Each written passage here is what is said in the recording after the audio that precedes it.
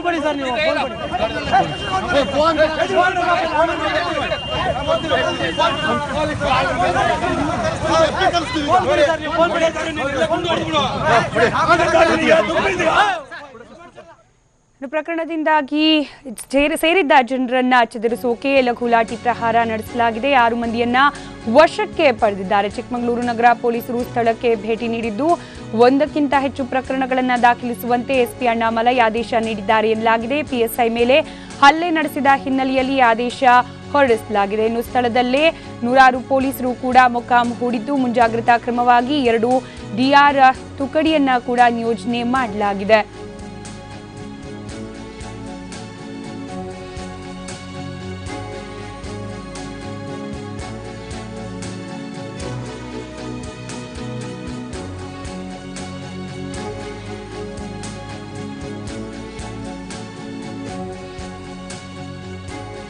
ಸಿರಗುಂದ ಬಳಿ ಪೊಲೀಸರು ಗುಂಡಾಗಿರಿ ನಡೆಸಿದ ಆರೋಪ ಎದುರಿಸ್ತಾ ಇದ್ದು ಮೂವರು ಪೊಲೀಸರನ್ನ ಗ್ರಾಮಸ್ಥರು ಕೂಡ ಹಾಕಿದ್ರು. ಈ ಹಿನ್ನೆಲೆಯಲ್ಲಿ ಅಲ್ಲಿ ನೆರೆದಿದ್ದ ಜನರನ್ನ ಚದುರಿಸೋಕೆ ಪೊಲೀಸರಿಂದ ಲಘು ಲಾಠಿ ಪ್ರಹಾರ ನಡೆಸಲಾಗಿದೆ. ಚಿಕ್ಕಮಗಳೂರು ತಾಲೂಕಿನ ಸಿರಗುಂದ ಗ್ರಾಮದಲ್ಲಿ ಘಟನೆ ನಡೆದಿದ್ದು ಈಗಾಗಲೇ 6 ಮಂದಿಯನ್ನ ವಶಕ್ಕೆ ಪಡೆಯಲಾಗಿದೆ. ಚಿಕ್ಕಮಗಳೂರು ನಗರ ಪೊಲೀಸರು 6 ಮಂದಿಯನ್ನ ವಶಕ್ಕೆ ಪಡೆದಿದ್ದಾರೆ. ಹಾಗೆ 1ಕ್ಕಿಂತ ಹೆಚ್ಚು ಪ್ರಕರಣವನ್ನ ದಾಖಲಿಸೋಕೆ ಆದೇಶವನ್ನ ಕೂಡ ಹೊರಡಿಸಲಾಗಿದೆ. 1ಕ್ಕಿಂತ ಹೆಚ್ಚು ಕೇಸನ್ನ ದಾಖಲಿಸೋಕೆ ಎಸ್ಪಿ ಅಣ್ಣಾಮಲೈ ಆದೇಶವನ್ನ ನೀಡಿದ್ದಾರೆ. ಪಿಎಸ್ಐ ಮೇಲೆ ಹಲ್ಲೆ ನಡೆಸಿದ ಹಿನ್ನೆಲೆಯಲ್ಲಿ ಎಸ್ಪಿ ಈ ರೀತಿಯ ಆದೇಶವನ್ನ ನೀಡಿದ್ದಾರೆ. ಇನ್ನು ಗ್ರಾಮದಲ್ಲೇ ನೂರಾರು ಮಂದಿ ಪೊಲೀಸರು ಕೂಡ ಮೊಕ್ಕಾಂ ಹೂಡಿದ್ದು ಮುಂಜಾಗ್ರತಾ ಕ್ರಮವಾಗಿ 2 ಡಿಆರ್ ತುಕಡಿಯನ್ನ ಕೂಡ ನಿಯೋಜನೆ ಮಾಡಲಾಗಿದೆ ಸ್ಥಳದಲ್ಲಿ.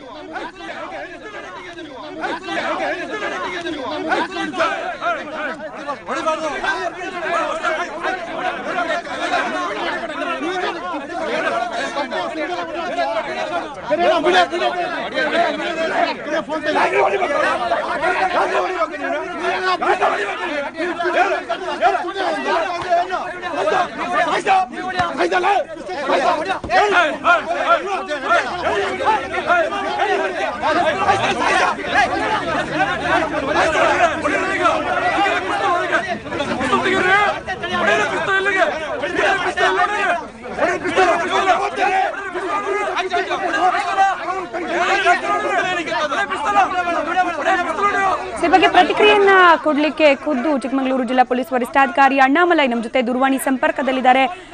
ಸರ್, ಈಗಾಗಲೇ ಸಾಕಷ್ಟು ಮಂದಿ ಪೊಲೀಸರನ್ನ ಸ್ಥಳದಲ್ಲಿ ನಿಯೋಜನೆ ಮಾಡಲಾಗಿರೋದು, ಸದ್ಯಕ್ಕೆ ಹೇಗಿದೆ ಪರಿಸ್ಥಿತಿ? ಜೊತೆಗೆ 6 ಮಂದಿಯನ್ನ ವಶಕ್ಕೆ ಪಡೆದಿರೋದು ಯಾವ ಆಧಾರದ ಮೇಲೆ ಅಂತ ಹೇಳಿ?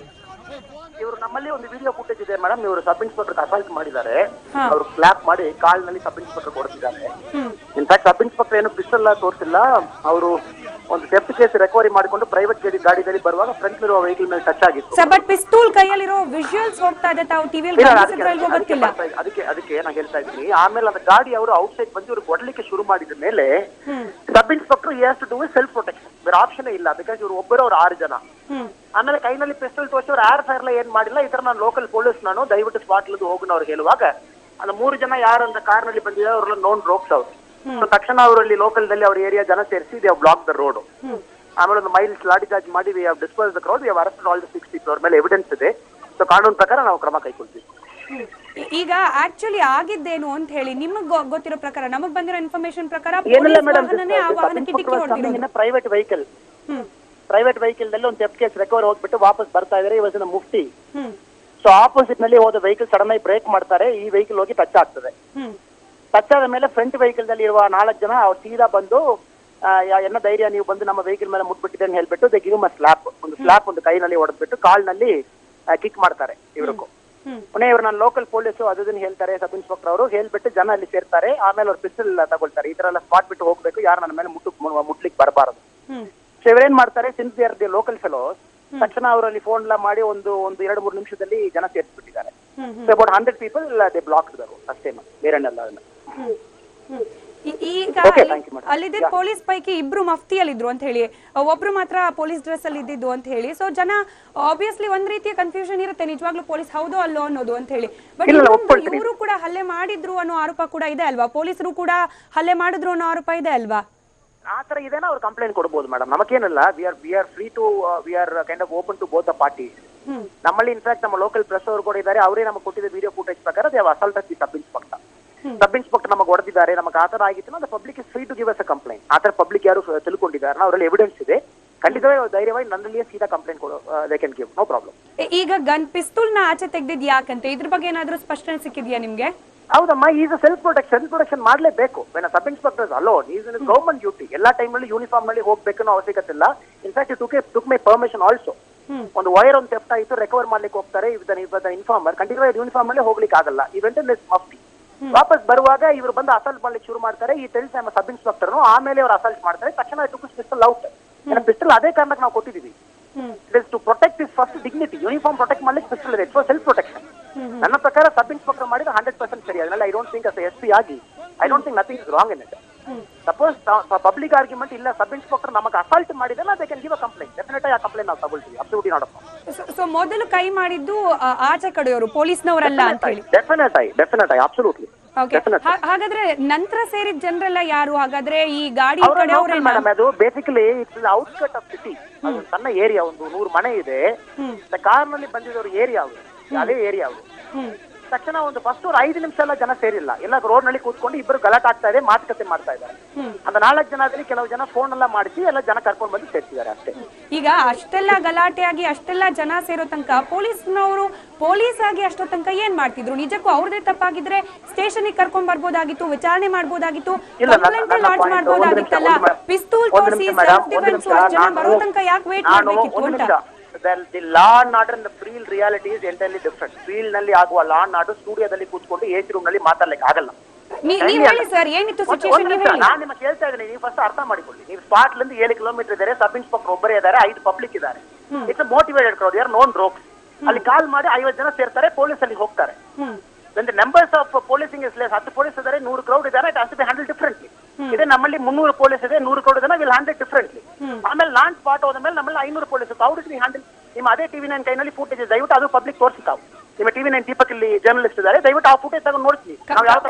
ಖಂಡಿತ ಒನ್ ಸೈಡೆಡ್ ಸ್ಟೋರಿ ಆಗಿದ್ರೆ ನಿಮ್ಮ ಪ್ರತಿಕ್ರಿಯೆಯನ್ನು ಪಡ್ಕೊಳ್ತಾನೆ ಇರಲಿಲ್ಲ. Kindly listen to me. As a SP ಆಗಿ it is my duty to protect my own men. ನನ್ನ ಮೆನ್ ನಾವು ಪ್ರೊಟೆಕ್ಟ್ ಕೊಡಬೇಕು. ಎಷ್ಟು ನಾನು ಪಬ್ಲಿಕ್ ರಕ್ಷಣೆ ಕೊಡ್ತೀನಿಯೋ ಅಷ್ಟೇ ಜವಾಬ್ದಾರಿ SP ಮೇಲೆ ಇದೆ. ನನ್ನ ಓನ್ ಮೆನ್ ನಾನು ಪ್ರೊಟೆಕ್ಷನ್ ಕೊಡಬೇಕು.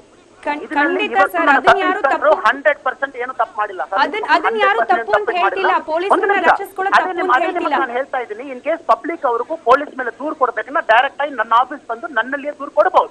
ಸಬ್ ಇನ್ಸ್ಪೆಕ್ಟರ್ ತಪ್ಪು ಮಾಡಿದ್ರೆ will take action against him. ಅದರಲ್ಲಿ ಎರಡು ಮಾತೇ ಇಲ್ಲ. ಸರಿಯಾ? Thank you very much. ಇಲ್ಲ ಅಣ್ಣಾಮಲೈ ಅವರೇ, ನೀವು ಮಾಡಿ ಅಣ್ಣಾಮಲೈ ಅವರೇ, ನನ್ನ ಧ್ವನಿ ಕೇಳಿಸ್ತಾ ಇದೆಯಾ? ಎಸ್, ಅದು ಚಿಕ್ಕಮಗಳೂರು ಪೊಲೀಸ್ ವರಿಷ್ಠಾಧಿಕಾರಿ ಅಣ್ಣಾಮಲೈ ಅವರ ಪ್ರತಿಕ್ರಿಯೆ. ನಮ್ಮ ಅಂದ್ರೆ ಪೊಲೀಸ್ ಸಿಬ್ಬಂದಿಯನ್ನ ಪ್ರೊಟೆಕ್ಟ್ ಮಾಡ್ಕೊಳ್ಬೇಕಾಗಿದ್ದು ನಮ್ಮ ಜವಾಬ್ದಾರಿ. 100-150 ಜನ ಸೇರ್ಕೊಂಡು ಅಸಾಲ್ಟ್ ಮಾಡ್ಲಿಕ್ಕೆ ಪ್ರಾರಂಭ ಮಾಡಿದ್ರೆ ಆತ ಗನ್ನನ್ನ ತನ್ನ ಆತ್ಮರಕ್ಷಣೆಗಾಗಿ ತೋರಿಸಲೇಬೇಕಾಯ್ತು, ಪಿಸ್ತೂಲ್ ಅನ್ನ ಹೊರಗೆ ತೆಗೆಯಲೇಬೇಕಾಯ್ತು. ಅದರಲ್ಲಿ ಯಾವುದೇ ರೀತಿಯ ತಪ್ಪಿದೆ ಅಂತ ಹೇಳಿ ನಾನು ಹೇಳೋದಿಲ್ಲ ಅಂತ ಹೇಳ್ತಾ ಇದ್ದಾರೆ. ಜೊತೆಗೆ ಇದೇ ಪ್ರಕರಣಕ್ಕೆ ಸಂಬಂಧಪಟ್ಟಂತೆ ಈಗಾಗಲೇ 6 ಮಂದಿಯನ್ನ ವಶಕ್ಕೆ ಪಡೆದಿದ್ದಾರೆ. ಜೊತೆಗೆ 1ಕ್ಕಿಂತ ಹೆಚ್ಚು ಪ್ರಕರಣವನ್ನ ದಾಖಲಿಸುವಂತೆ ಕೂಡ ಹೇಳಲಾಗಿದೆ ಅಂದ್ರೆ ಎಸ್ಪಿನೇ ಈ ಬಗ್ಗೆ ಆದೇಶವನ್ನ ನೀಡಿದ್ದಾರೆ ಅನ್ನೋ ಮಾಹಿತಿ ಕೂಡ ಸದ್ಯಕ್ಕೆ ಲಭ್ಯವಾಗ್ತಾ ಇದೆ. ಈಗಾಗಲೇ ಸ್ಥಳದಲ್ಲಿ ಸಾಕಷ್ಟು ಮಂದಿ ಪೊಲೀಸರನ್ನ ನಿಯೋಜನೆ ಮಾಡಲಾಗಿದ್ದು 2 DAR ತುಕಡಿಯನ್ನ ಕೂಡ ನಿಯೋಜನೆ ಮಾಡಲಾಗಿದೆ. ಮೊದಲಿಗೆ ಪ್ರೈವೇಟ್ ವಾಹನವೊಂದರಲ್ಲಿ ತೆರಳ್ತಾ ಇದ್ರು ಪೊಲೀಸ್ ಸಿಬ್ಬಂದಿ. ಒಬ್ಬರು ಪೊಲೀಸ್ ಸಮವಸ್ತ್ರದಲ್ಲಿದ್ರೆ, ಇನ್ನಿಬ್ಬರು ಮಫ್ತಿಯಲ್ಲಿದ್ರು. ಆ ಸಂದರ್ಭದಲ್ಲಿ ಅಪೋಸಿಟ್ ಸೈಡ್ ಅಂದ್ರೆ ವಿರುದ್ಧ ದಿಕ್ಕಿನಿಂದ ಬರ್ತಾ ಇದ್ದ ಒಂದು ವಾಹನ ಡಿಕ್ಕಿ ಹೊಡಿತು. ಆಗ ಏಕಾಏಕಿ ಆ ವಾಹನದಲ್ಲಿದ್ದ ಬಂದ ಚಾಲಕ ಪೊಲೀಸ್ ಸಿಬ್ಬಂದಿ ಮೇಲೆ ಹಲ್ಲೆಗೆ ಮುಂದಾಗ್ತಾನೆ. ಯಾಕೆ ಕಾರಿಗೆ ಡಿಕ್ಕಿ ಹೊಡಿಸಿದ್ದು ಅಂತ ಕೇಳ್ತಾ, ಅನಂತರ ನಾವು ಪೊಲೀಸ್ ಸಿಬ್ಬಂದಿ ಅಂತ ಅವರು ಹೇಳೋಕೆ ಪ್ರಯತ್ನ ಪಡ್ತಿದ್ರು ಕೂಡ ಅಷ್ಟರಲ್ಲಿ ಕರೆ ಮಾಡಿ ತಮ್ಮ ಕಡೆಯವರನ್ನ ಕರೆಸ್ತಾರೆ. ಪರಿಸ್ಥಿತಿ ವಿಕೋಪಕ್ಕೆ ಹೋಗ್ತಾ ಇರೋದನ್ನ ನೋಡಿದ ಪೊಲೀಸ್ ಸಿಬ್ಬಂದಿ ತಮ್ಮ ಬಳಿ ಇದ್ದ ಪಿಸ್ತೂಲ್ ಅನ್ನ ಆಚೆಗೆ ತೆಗೆದ್ರು, ತಮ್ಮ ಆತ್ಮರಕ್ಷಣೆಗಾಗಿ ತೆಗೆದ್ರು ಅನ್ನೋ ಸಮರ್ಥನೆಯನ್ನ ಚಿಕ್ಕಮಗಳೂರು ಪೊಲೀಸ್ ವರಿಷ್ಠಾಧಿಕಾರಿ ಅಣ್ಣಾಮಲೈ TV9ಗೆ ಪ್ರತಿಕ್ರಿಯೆಯನ್ನ ನೀಡ್ತಾ ಹೇಳ್ತಾ ಇದ್ರು. ಜೊತೆಗೆ ಈಗಾಗಲೇ ಸ್ಥಳದಲ್ಲಿ ಸಾಕಷ್ಟು ಮಂದಿ ಪೊಲೀಸರನ್ನ ಕೂಡ ನಿಯೋಜನೆ ಮಾಡಲಾಗಿದೆ. ಹಾಗೆ 6 ಮಂದಿಯನ್ನ ವಶಕ್ಕೆ ಪಡೆಯಲಾಗಿದೆ ಅನ್ನೋ ಮಾಹಿತಿ ಕೂಡ ಸಿಗ್ತಾ ಇದೆ.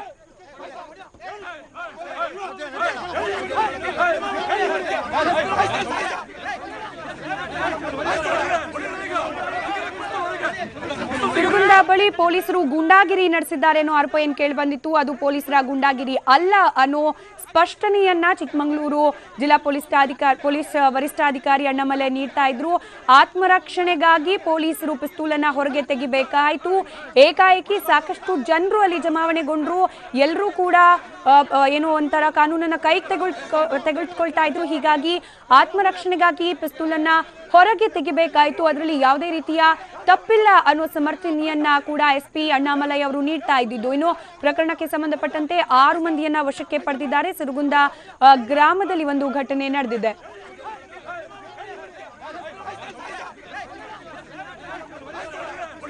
ಎಸ್, ಈ ಬಗ್ಗೆ ಮಾತನಾಡಲಿಕ್ಕೆ ಖುದ್ದು PSI ಗವಿರಾಜ್ ಏನು ಪಿಸ್ತೂಲನ್ನ ತೋರಿಸಿದ್ರು ಅನ್ನೋ ಆರೋಪ ಎದುರಿಸ್ತಾ ಇದ್ದಾರೆ. ಗವಿರಾಜ್ ಅವರೇ ದೂರವಾಣಿ ಸಂಪರ್ಕದಲ್ಲಿದ್ದಾರೆ.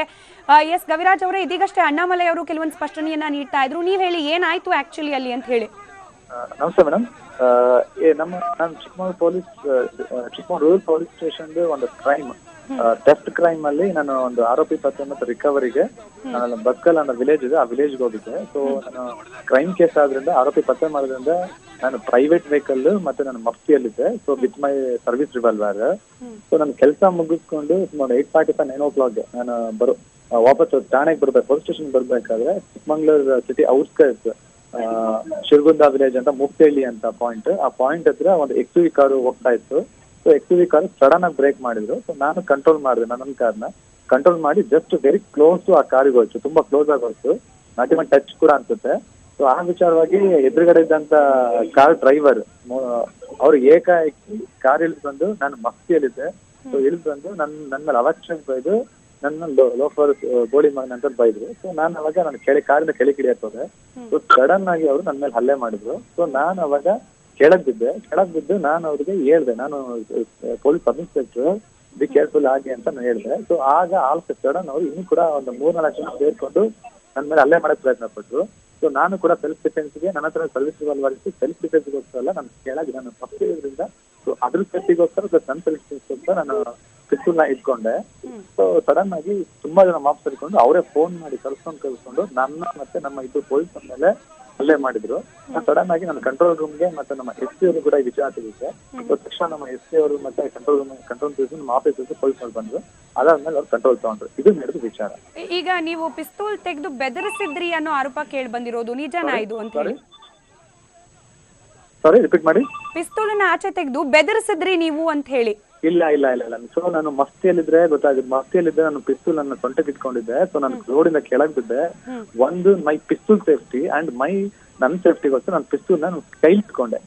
ಇದರಿಂದ ಅದು ಕೂಡ ನನ್ನ ಬಟ್ಟೆ ಒಳಗಿಂದ ಕೆಳಗ್ ಬಿತ್ತು. ಸೊ ಅವಾಗ ನಾನು ಇಟ್ಕೊಂಡು ಕೈಲಿ ಇಟ್ಕೊಂಡೆ. ಸೊ ಯಾಕಂದ್ರೆ ಮಾಬಲ್ಲಿ ಯಾರು ಕೂಡ ತಗೋಬಹುದು, ಅದನ್ನ ತಗೊಂಡು ಇನ್ನೂ ಕೂಡ ಹೆಚ್ಚು ಅನಾಹುತ ಮಾಡ್ಬೋದು ಅಂತ ನಾನು ಕೈಲಿ ಇಟ್ಕೊಂಡು ನಾನು ಪಿಸ್ತೂಲ್ ಇಂದ ಅಲ್ಲ, ನನ್ನ ಬಾಡಿನ ಸೆಲ್ಫ್ ಡಿಫೆನ್ಸ್ ಮಾಡ್ಕೊತಿದ್ದೆ ಅಷ್ಟೇ. ಅವಾಗ ಯಾರೋ ವಿಡಿಯೋ ಮಾಡ್ಕೊಂಡಿರ್ಬೋದು, ಬಟ್ ಅದು ನಾನು ಯಾರಿಗೂ ಬೆದರಿಸ್ಲಿಕ್ಕಲ್ಲ, ಅದು ನನ್ನ ಪಿಸ್ತೂಲ್ ಸರ್ವಿಸ್ ರಿವಾಲ್ವರ್ ಅದನ್ನ ಕೈಲಿ ಇಟ್ಕೊಂಡಿದ್ದೆ. ಸರ್, ಇವಾಗ ಫಸ್ಟ್ ಗಲಾಟೆ ಆದಾಗ ಎಷ್ಟು ಜನ ಇದ್ರು ಅಂತ ಹೇಳಿ, ನೀವು ಪೊಲೀಸರು ಎಷ್ಟು ಜನ ಗಲಾಟೆ ಆದಾಗ ಒಂದು 5-6 ಜನ ಇದ್ರು. ಸಡನ್ ಆಗಿ ಫೋನ್ ಮಾಡ್ಕೊಂಡು ಅಲ್ಲೇ immediate on the but not even 10 minutes 4-5 minutes ಅಲ್ಲಿ ಅಲ್ಲೇ ಸುತ್ತಮುತ್ತ ಜನಗಳು ಒಂದು 25-30 ಜನ 50 ಜನ ಸೇರ್ಕೊಂಡ್ರು. ಆಮೇಲೆ ಒಂದು 50 ಜನ ಸೇರ್ಕೊಂಡ್ರು. ನೀವು ಪೊಲೀಸ್ ಅಂತ ಗೊತ್ತಾದ್ಮೇಲೂ ಕೂಡ ಅಷ್ಟು ಜನ ಪೊಲೀಸರ ಮೇಲೆ ಹಲ್ಲೆ ಮಾಡಕ್ಕೆ ಅಂತ ಗೊತ್ತಾದ್ಮೇಲೆ ಕೂಡ ಅವ್ರು ಜಾಸ್ತಿ ಮಾಡಿದ್ರು. ಆಕ್ಚುಲಿ ಅವ್ರಿಗೆ ಫಸ್ಟ್ ಗೊತ್ತಾಯ್ತು, ಮುಖ ತಕ್ಷಣ ಗೊತ್ತಾಯ್ತು ಅವ್ರಿಗೆ.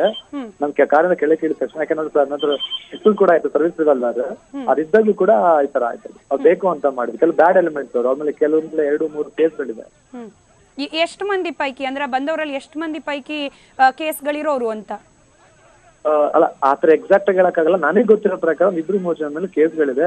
ಅವ್ರ ಅಕ್ರಮವಾಗಿ ಮೈಲ್ ಸಾಕ್ಸೋಂಥವ್ರು, ಕಲ್ ಸಾಕ್ಸೋಂಥವ್ರು, ಅಷ್ಟು ವಿಚಾರ ಗೊತ್ತಿದೆ ಅಂತ. ಸೊ ಆ ಎಲ್ಲ ಇಂಟೆನ್ಷನ್ ಇಟ್ಕೊಂಡ್ಬಿಟ್ಟು ಅಸಾಲ್ಟ್ ಮಾಡಿದ್ದಾರೆ ಅಂತ ಅನ್ಸುತ್ತಾ ನಿಮ್ಗೆ? ಹೌದು ಖಂಡಿತ ಶೋರ್. ಓಕೆ, ನಂತರ ನೀವು ಕಂಟ್ರೋಲ್ ರೂಮ್ಗೆ ಕರೆ ಮಾಡಿದ್ಮೇಲೆ ಪೊಲೀಸರು ಬರೋಷ್ಟಿಗೆ ಏನೆಲ್ಲ ಆಯ್ತು ಅಂತ ಹೇಳಿ ನಿಮ್ನ ಕೂಡ ಹಾಕಿದ್ರು ಗ್ರಾಮಸ್ಥರು ಅನ್ನೋದೆಲ್ಲ, ಅದೆಲ್ಲ ನಿಜನಾ ಅಂತ? ಮಾಬ್ ಇತ್ತು, 50 ಜನ ಮಾಬ್ ಇತ್ತು. ಎಲ್ಲ ಬಾಯಿ ಬಂದಂಗ್ ಮಾತಾಡ್ತಾ ಇದ್ರು. ಅದೇ ಪೊಲೀಸ್ನವರು ಹಾಗೆ ಹೇಗೆ ಮಳೆ ಹೊಡೆಯಕ್ ಬಿಡಲ್ಲ, ಕೆಲ ಹೊಡೆಯಕ್ ಬಿಡಲ್ಲ, ಅದೇ ವಿಚಾರಗಳು ಏನೋ ಇರ್ತದೆ. ಏನೋ ಮಾತಾಡ್ತಿರ್ತಾರೆ, ಮಾಬಲ್ ಕ್ಲಿಯರ್ ಆಗಿ ಹೇಳಕ್ ಬರಲ್ಲ. ನಾನು ಮಾಬಲ್ ಅದು ಮಾತಾಡ್ತಾ ಇರ್ತಾರೆ. ಅಲ್ಲ, ಕೂಡ ಹಾಕಿದ್ರು ನಿಮ್ಮನ್ನ, ನಿಮ್ 3 ಜನನು ಕೂಡ ಹಾಕಿದ್ರು? ಫಾಲ್ಸ್ ಯಾರು ಕೂಡ ಹಾಕಿಲ್ಲ. ನಾನು ಅಲ್ಲೇ ರೋಡ್ ಸೈಡ್ ನಿಂತಿದ್ದೆ. ನಮ್ಮ 2 ಪೊಲೀಸ್ನವರು, ನಾನು ರೋಡ್ ಸೈಡ್ ಅಲ್ಲೇ ಇರ್ತೀನಿ.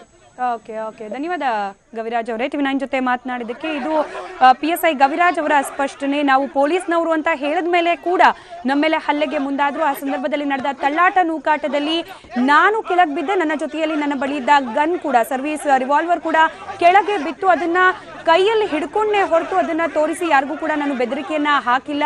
ಸೆಲ್ಫ್ ಡಿಫೆನ್ಸ್ಗೋಸ್ಕರ, ನಾನು ಪೊಲೀಸ್ ಅನ್ನೋದನ್ನ ಪ್ರೂವ್ ಮಾಡೋದಕ್ಕೋಸ್ಕರ, ಯಾಕಂತಂದ್ರೆ ಮಫ್ತಿಯಲ್ಲಿದೆ, ಹೀಗಾಗಿ ನಾನು ಪೊಲೀಸ್ ಅನ್ನೋದನ್ನ ಪ್ರೂವ್ ಮಾಡೋದಕ್ಕೋಸ್ಕರನಾದ್ರೂ ನಾನು ರಿವಾಲ್ವರ್ ಅನ್ನ ತೋರಿಸಲೇಬೇಕಾಗಿತ್ತು. ಆದ್ರೆ ಬೆದರಿಕೆ ಯಾರಿಗೂ ಕೂಡ ಒಡ್ಡಿಲ್ಲ ನಾನು ಅನ್ನೋ ಒಂದು ಸ್ಪಷ್ಟನೆಯನ್ನ ನೀಡ್ತಾ ಇದ್ರು. ಇದರ ಜೊತೆಗೆ ಅಲ್ಲಿ ಸ್ಥಳದಲ್ಲಿ ಸಾಕಷ್ಟು ಜನರು ಸೇರಿದ್ರು. ಹಾಗೆ ಎಲ್ಲರೂ ಕೂಡ ಹಲ್ಲೆ ಮಾಡ್ಲಿಕ್ಕೆ ಮುಂದಾಗ್ತಾ ಇದ್ದಿದ್ರಿಂದಾಗಿ ಪರಿಸ್ಥಿತಿ ಕೊಂಚ ವಿಕೋಪಕ್ಕೆ ತೆರಳುತ್ತೆ ಹೊರತು ನಾವು ಅಂದ್ರೆ ಪೊಲೀಸರಿಂದ ಯಾವುದೇ ರೀತಿಯ ತಪ್ಪು ಆಗಿರ್ಲಿಲ್ಲ, ಯಾವುದೇ ರೀತಿಯ ಬೆದರಿಕೆಯನ್ನ ಕೂಡ ಒಡ್ಡಲಾಗಿರ್ಲಿಲ್ಲ ಅನ್ನೋ ಸ್ಪಷ್ಟನೆಯನ್ನ PSI ಗವಿರಾಜ್ ನೀಡ್ತಾ ಇದ್ರು. ಗನ್ ತೋರಿಸಿದ್ದು ನಿಜ, ಆದ್ರೆ ಬೆದರಿಕೆ ಒಡ್ಲಿಲ್ಲ. ಕೆಳಗೆ ಬಿದ್ದಿದ್ದ ಗನ್ನನ್ನ ವಾಪಸ್ ಇಟ್ಕೊಳ್ತಾ ಇರ್ಬೇಕಾದ್ರೆ, ಯಾಕಂದ್ರೆ ಸಾಕಷ್ಟು ಜನ ಇದ್ರು ಆ ಮಾಬ್ ಅಲ್ಲಿ, ಯಾರು ಬೇಕಾದ್ರೂ ಸರ್ವಿಸ್ ರಿವಾಲ್ವರ್ನ ಎತ್ಕೊಳ್ಳೋ ಚಾನ್ಸಸ್ ಇತ್ತು. ಹಾಗಾಗಿ ಅದನ್ನ ನಾನು ಕೈಯಲ್ಲಿ ಹಿಡಿದಿದ್ನೆ ಹೊರತು ಅದನ್ನ ಯಾರಿಗೂ ಕೂಡ ಪಾಯಿಂಟ್ ಔಟ್ ಮಾಡಿ ಬೆದರಿಕೆ ನಾನು ಹಾಕ್ಲಿಲ್ಲ ಅನ್ನೋ ಸಮರ್ಥನೆಯನ್ನ PSI ಗವಿರಾಜ್ ನೀಡ್ತಾ ಇದ್ರು. ಇನ್ನು ಇದಕ್ಕೂ ಮುಂಚೆ TV9ಗೆ ಪ್ರತಿಕ್ರಿಯೆ ನೀಡಿದ ಸ್ಥಳೀಯ SP ಅಣ್ಣಾಮಲೈ ಕೂಡ ಹೇಳ್ತಾ ಇದ್ದಿದ್ದು, ಸೆಲ್ಫ್ ಡಿಫೆನ್ಸ್ಗಾಗಿ ಅವರು ಗನ್ನನ್ನ ಹಿಡ್ಕೊಂಡಿದ್ರೆ ಹೊರತು ಯಾರಿಗೂ ಕೂಡ ಬೆದರಿಕೆಯನ್ನ ಹಾಕಿರಲಿಲ್ಲ. ಪರಿಸ್ಥಿತಿಯಲ್ಲಿ ಸಾಕಷ್ಟು ವಿಕೋಪಕ್ಕೆ ತೆರಳಿತ್ತು. ಏನು ಕಾರ್ನಲ್ಲಿದ್ದ ಕೆಲವರು ತಕ್ಷಣಕ್ಕೆ ಸಾಕಷ್ಟು ಜನರಿಗೆ ಕರೆ ಮಾಡಿ ಅಲ್ಲಿಗೆ ಕರೆತರಿಸಿದ್ರು. ಹೀಗಾಗಿ ಎಲ್ಲರೂ ಒಮ್ಮೆಲೆ ಅಟ್ಯಾಕ್ ಮಾಡ್ತಾ ಇದ್ದಿದ್ರಿಂದ ಪೊಲೀಸರ ಮೇಲೆ ಅವರ ರಕ್ಷಣೆ ಮಾಡ್ಕೊಳ್ಳೋದು ಅತ್ಯವಶ್ಯಕವಾಗಿತ್ತು. ಹೀಗಾಗಿ ಅವರು ಇನ್ ಕೇಸ್ ಗನ್ನನ್ನ ಹೊರಗೆ ತೆಗೆದಿದ್ರು ಕೂಡ ಅದರಲ್ಲಿ ತಪ್ಪಿದೆ ಅಂತ ಹೇಳಿ ನಾನು ಹೇಳಲ್ಲ ಅಂತ ಹೇಳಿ SP ಅಣ್ಣಾಮಲೈ ಕೂಡ TV9ಗೆ ಸ್ಪಷ್ಟನೆಯನ್ನ ನೀಡಿದ್ರು.